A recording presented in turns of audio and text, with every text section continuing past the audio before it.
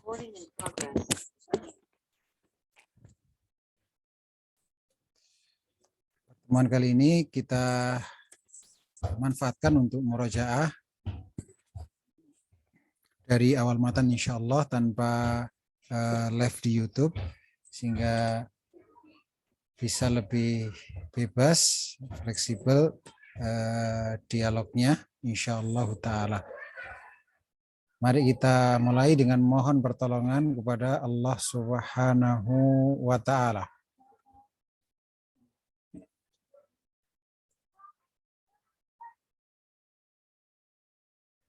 Baik.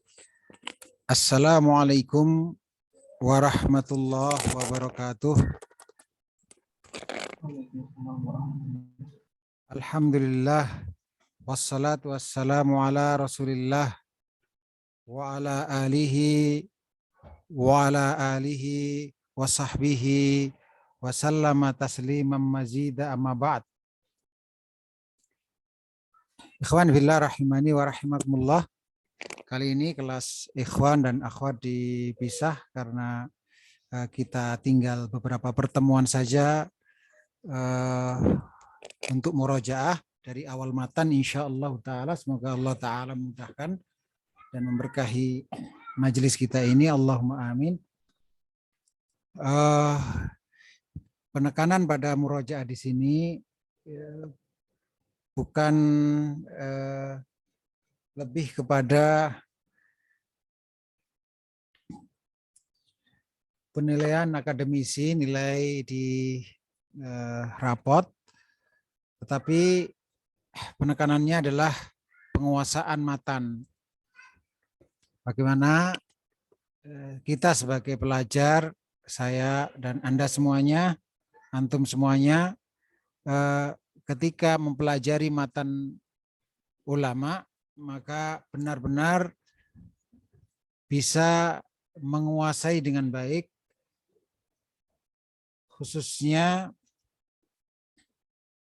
hal-hal pokok yang dimaksudkan oleh penulis dalam matan tersebut. Ada poin-poin yang perlu saya sampaikan sebagai pengantar. Beberapa poin ini perlu untuk dipahami dengan baik ketika seseorang pelajari matan apapun juga.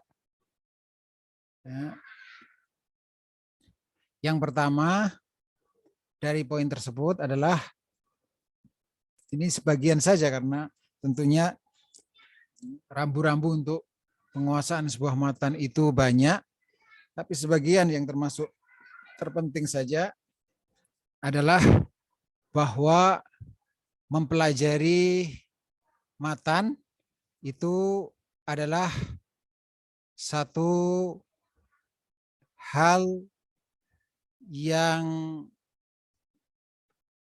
berfungsi mengambil sebab untuk mendapatkan taufik dari Allah sehingga kita bisa beragama Islam sesuai dengan kehendak Allah Ta'ala. Jadi konteksnya mencari matan itu tujuannya untuk mempelajari dinul Islam dan mengajarkan dan mengamalkannya. Termasuk mengamalkannya adalah mendakwahkannya, mengajarkannya. Itu hendaknya yang pertama kali dicamkan baik-baik ketika kita mempelajari sebuah matan diniyah apapun juga dalam berbagai disiplin ilmu syar'i. Tujuan kita adalah mencari kebenaran untuk kita amalkan. Mempelajari agama Islam untuk kita laksanakan. Belajar matan ulama agar kita bertakwa. Itulah yang disebut dengan al-ikhlas. Mencari ridha Allah di dalam mempelajari agama Islam ini dan mengamalkannya. Itu yang poin pertama. Poin pertama dalam penguasaan matan adalah ikhlas. Poin kedua, nggak mungkin orang itu ikhlas dengan benar kecuali punya keinginan mengikuti tuntunan Rasulullah Sallallahu Alaihi Wasallam. Kalau ada orang yang mengklaim dirinya ikhlas, lalu menyengaja untuk menyelisihi tuntunan Rasulullah Sallallahu Alaihi Wasallam, itu pasti klaimnya dusta. Maka ikhlas itu dengan al-mutaba'ah adalah dua sisi mata uang yang tidak bisa dipisahkan. Ada ikhlas, harusnya ada mutaba'ah. Karena nggak mungkin mencari ridha Allah, yaitu ikhlas, kecuali ridha Allah itu ada pada tuntunan Rasulullah Sallallahu Alaihi Wasallam. Oleh karena itu, faktor nomor 2 ini penting. Kita bisa menguasai sebuah matan dengan penguasaan yang bukan hanya olahraga otak, tetapi penguasaan yang berbuah ketakwaan. Kalau main cerdas-cerdasan saja banyak orang ateis, orang mulhid, orang menyimpang, akidah sesat yang jauh lebih cerdas daripada kita. Tetapi mereka diberi zakaan, diberi kecerdasan, tetapi tidak diberi oleh Allah zakaan, kesucian, ketakwaan. Oleh karena itu kita tidak ingin yang seperti itu. Maka perlu ikhlas, dan bukti ikhlas itu, karena pikirannya orang ikhlas kan, saya belajar matan wasitiyah ini untuk apa? Agar saya diridhoi oleh Allah. Akidah saya, setiap keyakinan yang masuk dalam hati saya diridhoi oleh Allah. Berarti tidak mungkin kecuali melihat sunnah Rasulullah Sallallahu Alaihi Wasallam, karena keridhaan Allah hanya ada pada ajaran Islam yang dibawa oleh Rasulullah Sallallahu Alaihi Wasallam. Itulah mutaba'ah. Termasuk di dalamnya adab-adab dalam bermajelis syar'i. Kalau memang tujuannya cari ridha Allah, maka adabnya pun juga sesuai dengan sunnah Rasulullah Sallallahu Alaihi Wasallam, karena itulah adab yang diridhai oleh Allah. Itulah keberkahan. Kemudian yang ketiga adalah tawakal kita harus benar. Hati kita bersandar bukan pada kehebatan penulis matan, kehebatan matannya, kehebatan ustadz yang menjelaskan, kelengkapan file-file syarah dari matan yang sedang kita pelajari, YouTube dan seterusnya. Bukan.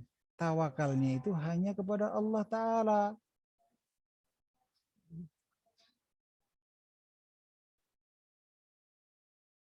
Tawakalnya hanya kepada Allah Ta'ala. Bersandarnya hanya kepada Allah Ta'ala.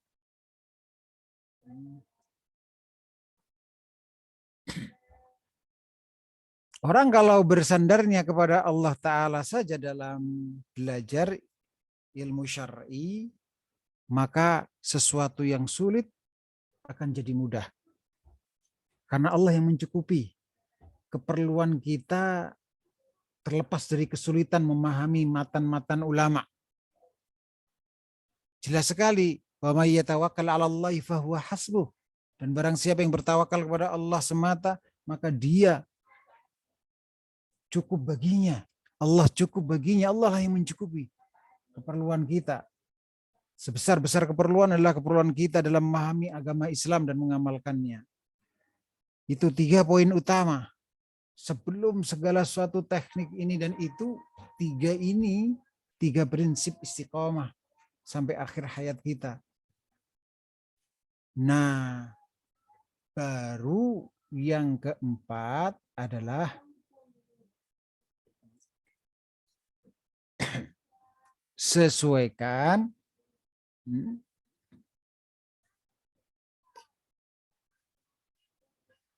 antara matan berupa ucapan ulama tanpa dalil dengan dalilnya. Jadi yang kita pelajari adalah matan ulama. Sedangkan matan ulama itu ada 2. Terutama ini nampak pada lebih nampak pada matan-matan disiplin ilmu fikih. Walaupun dalam akidah pun juga berlaku hal ini. Karena sebagian matan akidah itu hampir-hampir tidak ada dalilnya sama sekali. Tapi kita yakin ulama menyatakan statement-statement akidah itu pada matan-matan akidah diringkas berdasarkan dalil-dalilnya. Walaupun tidak menutup kemungkinan ada kesalahannya. Oleh karena itu, matan tersebut harus disesuaikan dengan dalil. Dalil yang jadikan patokan. Kalau ternyata sesuai dengan dalil, maka diterima. Kalau tidak, maka ditolak. Karena sebagian matan ada kesalahan. Karena manusia. Tapi kita sudah bersyukur pada Allah. Kemudian dengan berterima kasih kepada pembuat matan tersebut. Betapa banyak kesulitan-kesulitan yang dimudahkan oleh Allah melalui matan-matan tersebut. Dibandingkan diberi kepada kita, ini 30 juz Al-Quran, mushaf Al-Quran, dan ini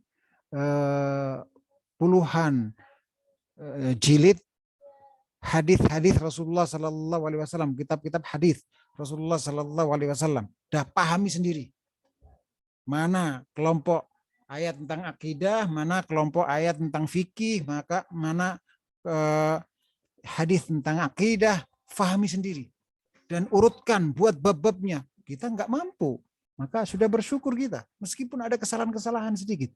Apalagi jika tidak ada kesalahan matan tersebut. Nah, kalau matan itu matan yang tidak ada dalilnya,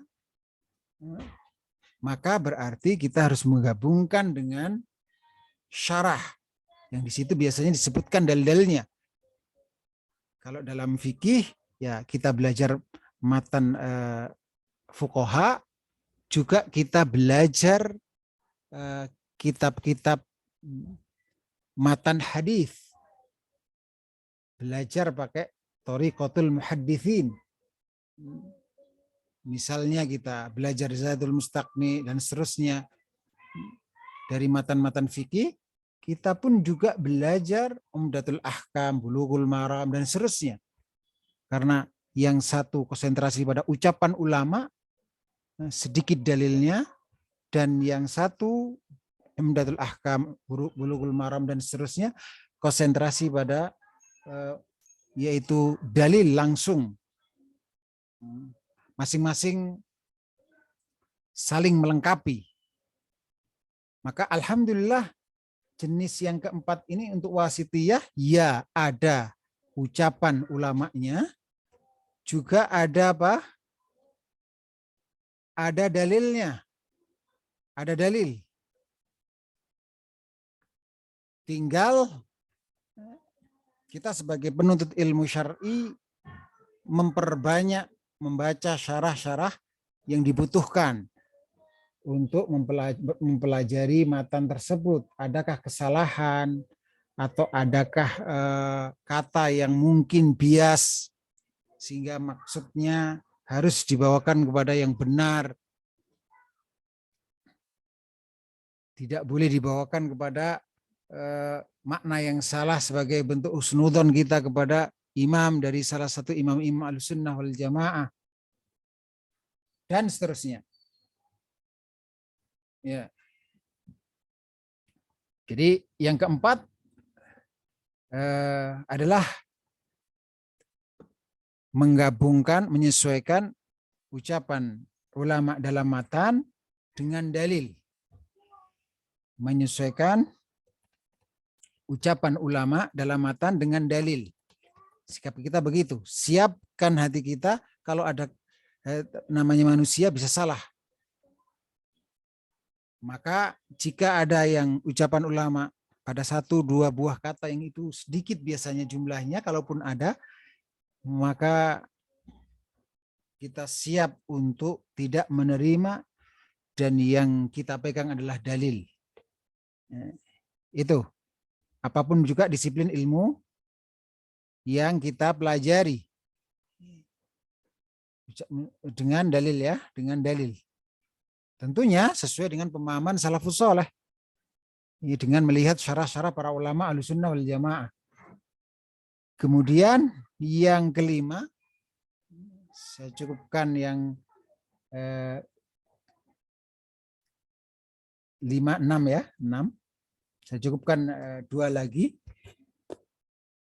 Meski sebetulnya masih banyak rambu-rambunya untuk kita ketahui, agar kita bisa langsung masuk ke matan, insyaallah ta'ala. Karena tadi masuknya juga sudah agak terlambat. Yaitu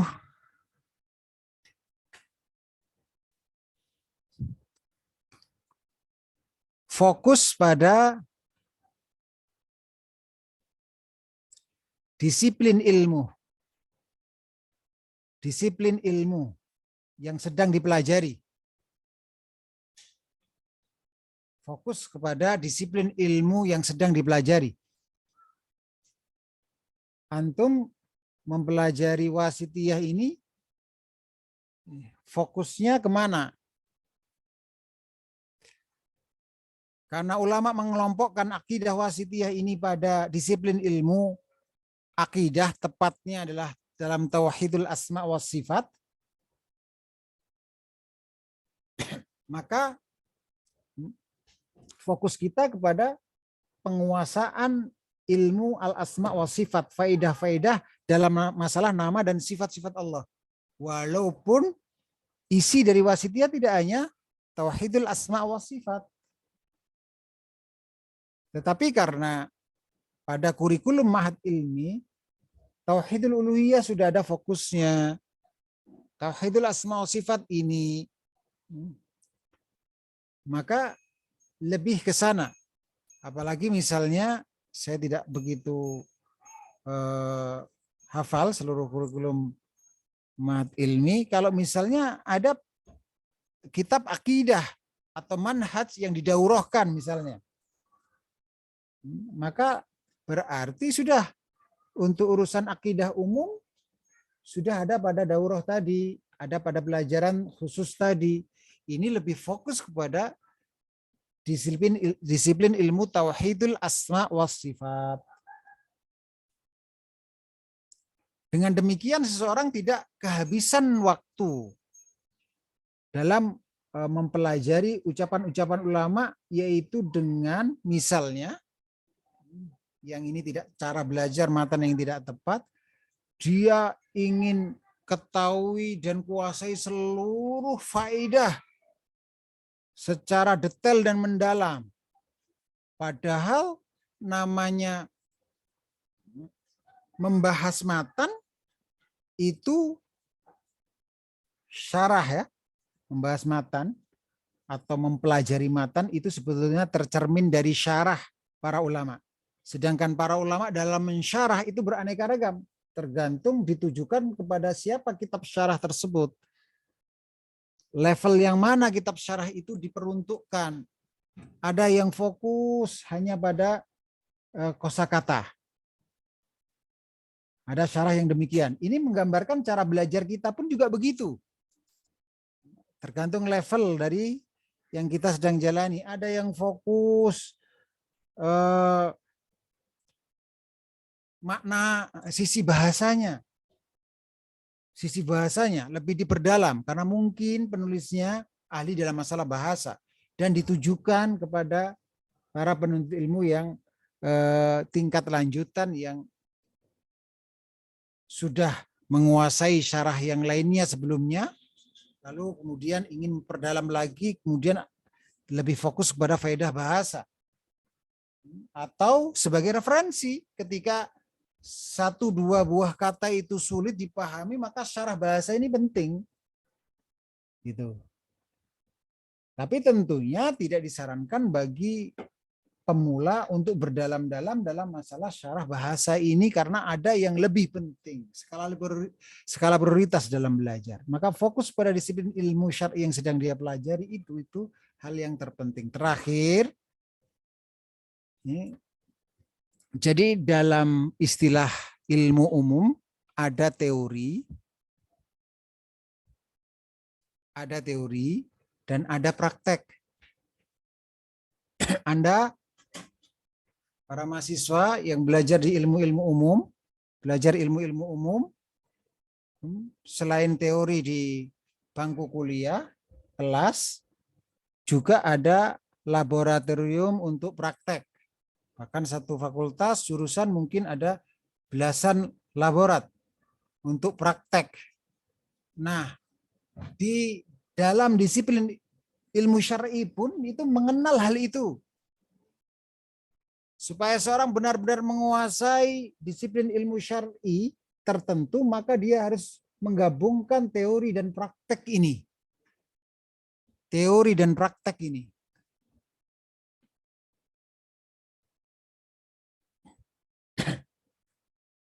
Maka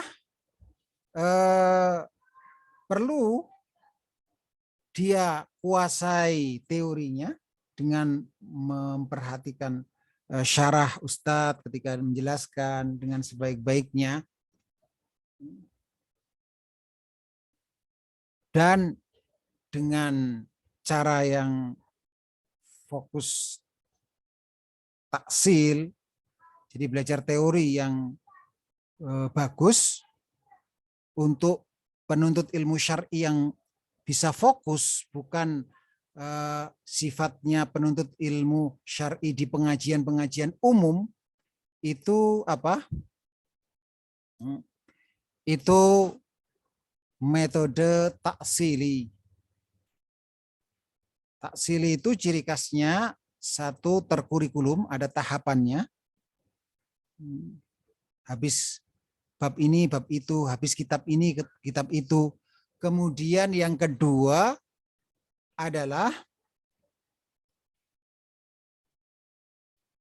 membekali atau fokus pada dasar-dasar ilmiah. Dasar-dasar ilmiah. Itu belajar teori atau matan yang bagus. Di antaranya adalah fokus kepada dasar-dasar ilmiah.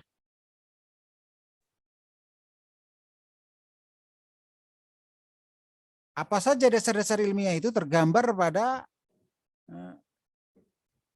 satu, qawaid, kaidah.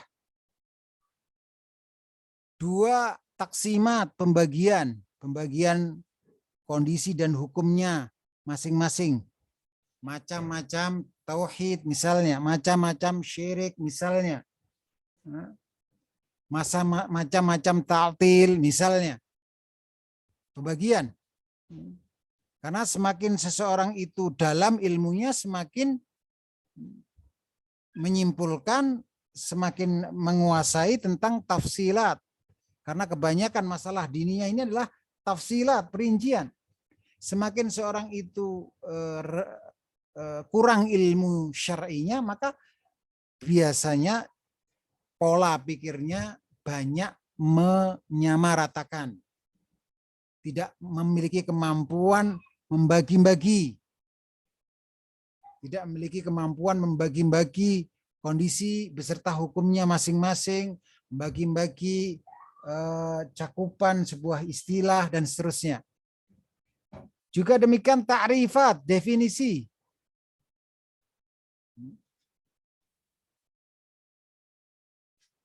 Juga demikian persamaan,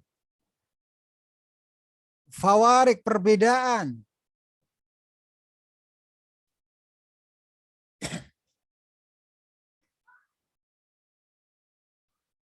Itu dasar-dasar ilmiah. Qawaid, taksimat, ta'rifat, tafriq, persamaan dan perbedaan. Kemudian di antara hal yang pokok adalah faedah bahasa untuk kata kunci. Karena setiap baris matan itu ada kata kuncinya. Rata-rata setiap baris matan itu ada kata kuncinya. Maka perlu mengambil fawaid bahasanya, khususnya untuk kata-kata kunci yang sulit. khususnya untuk kata-kata kunci yang sulit.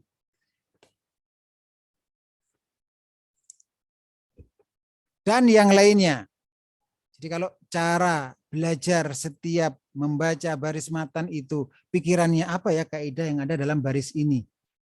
Apa ya pembagian yang ada dalam baris ini? Apa ya mustalahat, terminologi yang perlu didefinisikan dalam baris ini? Apa ya perbedaan antara ta'til dan tamthil? Apa ya persamaannya? Ini ada kata kunci di sini, tidak bisa seseorang memahami kalimat ini kecuali dia harus tahu kata kunci ini. Misalnya dalam kitab tauhid misalnya, man haqqaqat tauhid dakhalal jannah bighairi hisab wala azab. Berarti kata kuncinya adalah tahqiq at-tauhid. Tahqiq itu secara bahasa bagaimana, secara terminologi bagaimana. Itu tentu tidak faedah bahasa yang dibutuhkan, yang diperlukan, bukan setiap faedah bahasa karena nanti akan pembicaraannya meluas, ya, meluas. Itu teori. Ya, teori itu gambarannya ya belajar matan itu, belajar kitab-kitab ulama itu. Praktek apa gambarannya? Praktek gambarannya adalah fatwa. Fatwa-fatwa para ulama.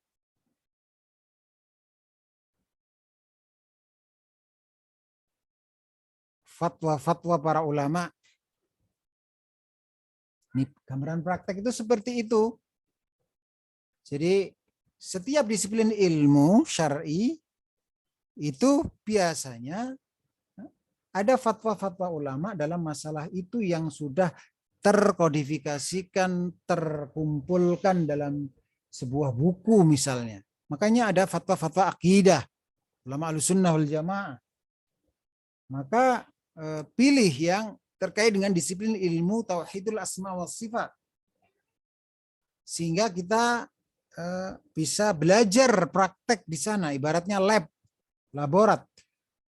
Belajar, kita uji penguasaan teori kita dengan cara, kan namanya fatwa, ada pertanyaan, ada jawaban. Sebelum kita membaca jawaban, kita berusaha untuk menjawab dulu dengan berbekal teori yang sudah kita dapatkan. Begitu. Lalu kemudian kita buka jawaban tersebut. Kita introspeksi diri, mengapa ulama ini berfatwa seperti ini? Adakah permasalahan ikhtilaf di sini? Ataukah masalahnya ijma? Sehingga ketika sebuah fatwa itu menyelisihi ijma, ya kita harus berani menyatakan yang salah itu salah. Itulah tipe pelajar. Ingat, pelajar itu kan talibul ilmi. Talib itu kan dari tolaba yatlubu. Ada proaktif, bukan pasif. Menunggu Ustadz menjelaskan, ya saya catat, enggak ya enggak. Bukan begitu. Tetapi tolab, mencari, aktif, proaktif. Bertanya, mencari, membaca syarah-syarah para ulama. Bahkan sebelum hadir di majelis sudah mempersiapkan diri dengan membaca matannya, terjemahannya, syarahnya.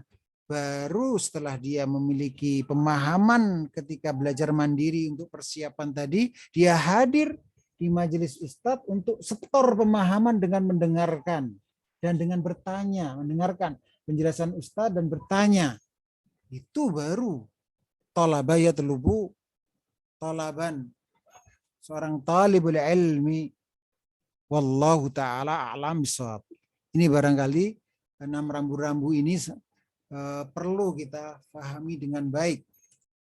Ya, perlu kita pahami dengan baik. Insya Allah kita akan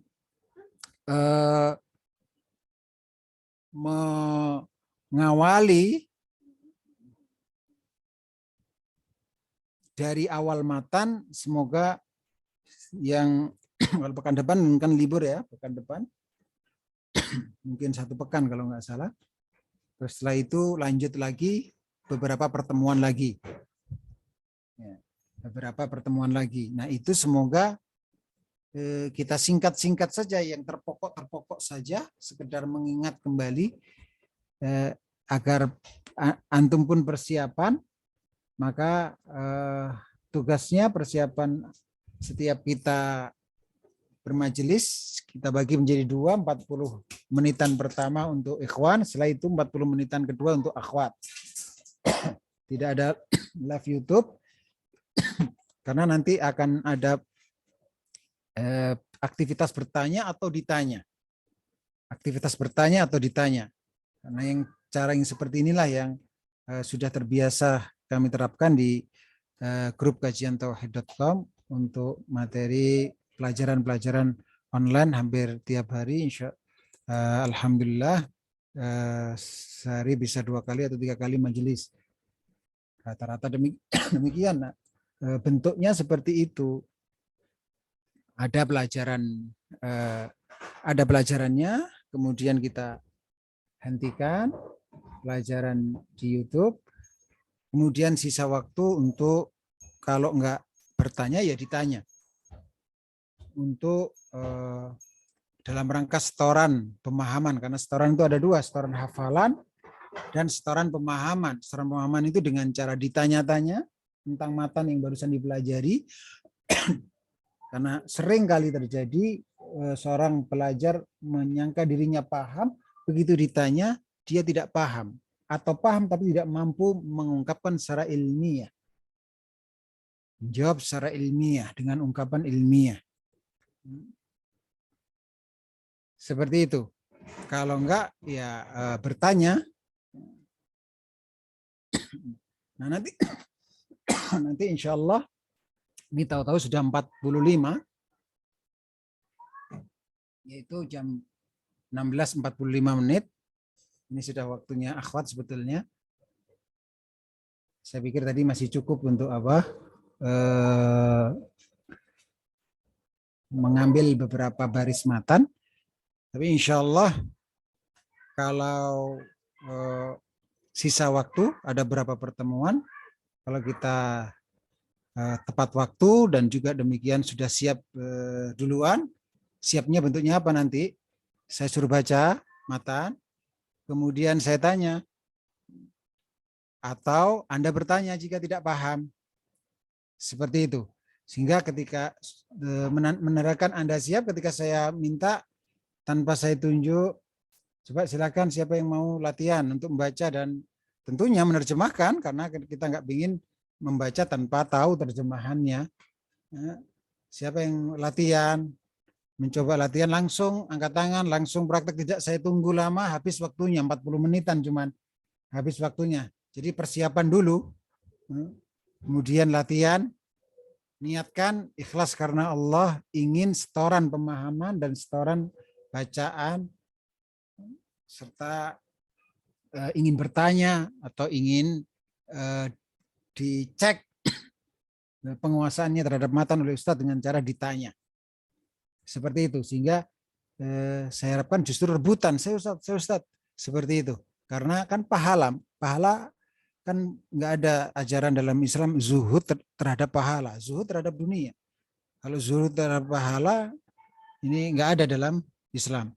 Maka dari itu semangat dapat pahala, karena mau ditunjuk atau mau latihan di majelis ilmu syar'i itu termasuk ke dalam pengamalan sabda Rasulullah Sallallahu Alaihi Wasallam, man salaka tariqan yaltamisu fihi ilman sahalallahu lahu bihi tariqan ilal jannah. Anda mau ditunjuk membaca matan, mau ditanya-tanya, mau menjawab, itu gak gratisan. Anda dapat pahala berupa dimudahkan jalan Anda masuk surga berdasarkan hadis tadi. Karena meniti jalan menuntut ilmu syar'i itu ada 2, meniti beneran dan meniti maknawi berupa mencatat, bertanya, ditanya, membacakan matan dan seterusnya. Itu gak gratisan. Anda dapat pahala, dimudahkan masuk ke dalam surga, maka rebutan. Itu yang saya harapkan. Demikian. Ada yang ditanyakan terkait dengan mukadimah tadi ini? atau sistem yang akan kita ikuti di selebihnya waktu ini. Ya, kalau tidak ada, akan saya tutup untuk beralih kepada majelis akhwat insyaallah taala. Ya, tidak ada. Wassallallahu wasallam wa baraka ala nabiyyina Muhammad.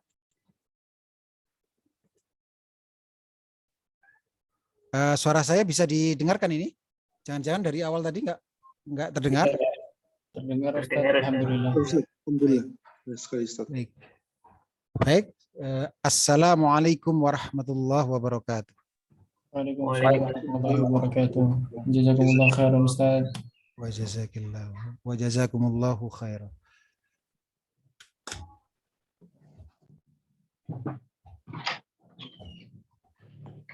Halo.